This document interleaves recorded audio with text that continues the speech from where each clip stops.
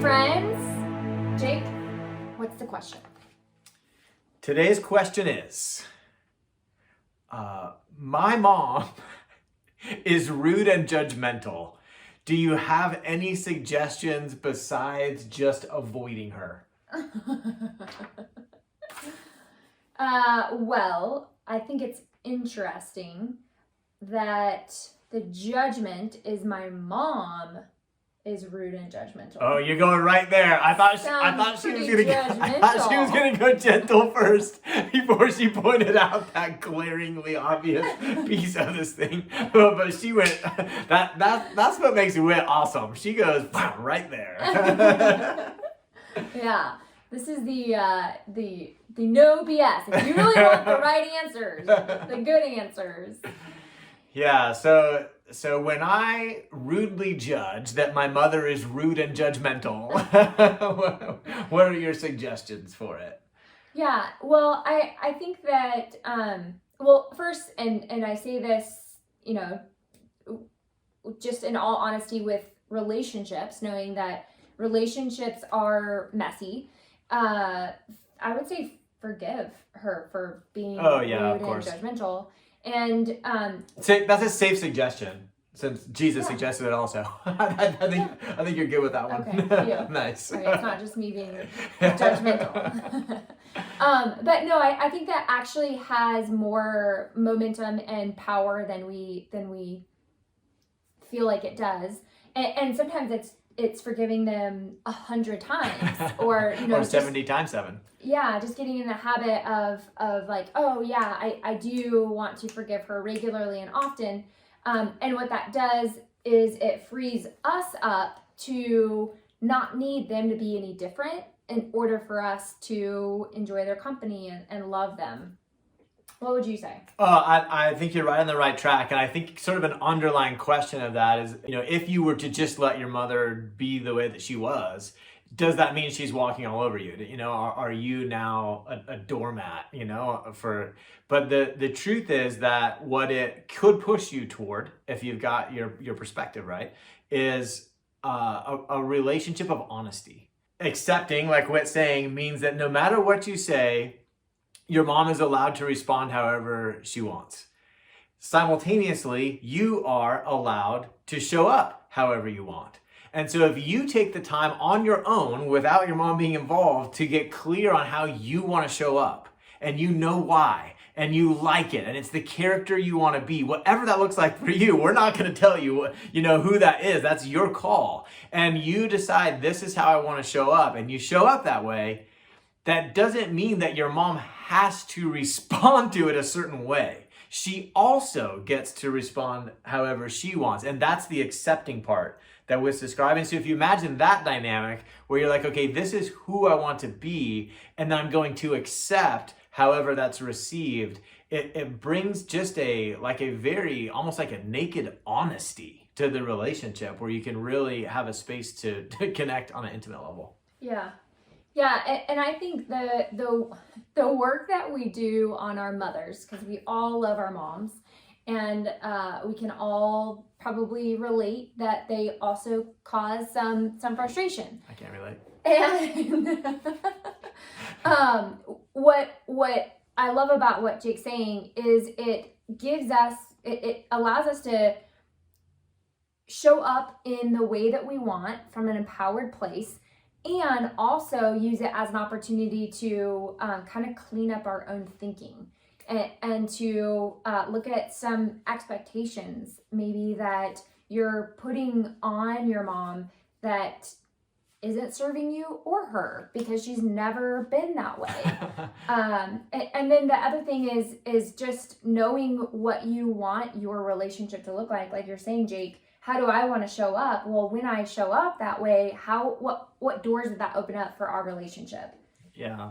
And one more piece I would add to that, just because I don't want you to take what I said and have it go down a negative place, is that it's not like how do I want to show up to defend myself? Not like how do I want to show up to let her know what place it. It's more like a more productive technique would be to really get a vision of what you'd like the relationship to look like in an ideal way. To have like sort of a picture of it in your mind, really being united if that's your goal, right? Whatever your goal is, kind of seeing the goal, visualizing it. And from that place, that's where the work comes from of how do I show up? So then who am I in that? So that it is leading towards something that you desire to have. Yeah, yeah. And a lot of times when we do this kind of work with our clients, there are some thoughts that they're having that are creating a self-fulfilling prophecy, that the avoiding their mom is actually causing a disconnection in the relationship. And when we clean up our thinking, now we're not feeling like we want to or need to avoid to feel okay. And then our relationship becomes more connected as a side effect, which is pretty cool to see. Yeah, yeah. So basically, you don't want to be stuck in two options: she changes or I avoid. That's not a good magical pathway to the relationship that you want. You want to look for other options in between, and making some choices about how you want to think and feel. That's going to be the key to that. Our next question is an interesting one. Do you ever annoy each other? Obviously, Whit's answer is no. What do you do about it? Let me ask it this way. Do I ever annoy you? No, you actually don't. Exactly. Well, now that I think about it, Dang it. I'm going to answer that question differently. I got cocky. No, actually, you don't. And I think what I was reflecting on is I get into these playful moods where I intentionally try to annoy Jake. He calls it bullying. Bullying is that's what most people would call it. So I was trying to think, do I get annoyed or am I trying to be annoying? And I think it's option 2. Do I ever annoy you, Jake? Yes and no. I would say on default, yes, the way that any human being is going to get annoyed. But I am, thanks to this work and thanks to the job that we do. Hold on, I think I need to go cry. Are you gonna be okay? When do I annoy you? Oh, this is going to go there. Never. No, really, when do I annoy you? I'm not annoying at all. Well, sometimes in the bullying stages, she meows like a cat. Don't share that. And rubs her nose on my cheek. That's But cute. that's actually not annoying. One place where I have grown in not being annoyed by anyone, I'll say, is that it used to really bother me if people were late. And because I didn't like to be late.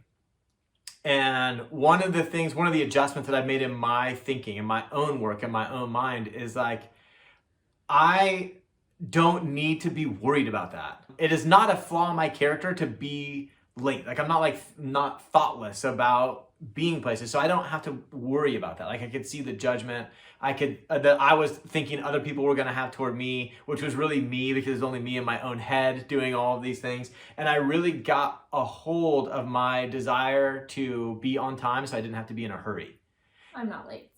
So once I got that under control, then I no longer felt annoyed if we were running late for something in an imaginary space, because we would never be late if we had set a time. Yeah, exactly.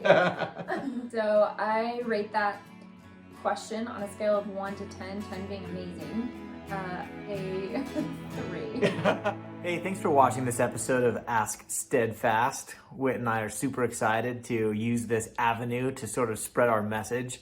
And so it would mean a ton to us if you'd subscribe to this channel. Additionally, if you have any questions you'd like to see addressed in future episodes, whether serious or funny, we'd love to see those in the comments. So leave that in the comment below, and we'll see you in the next one.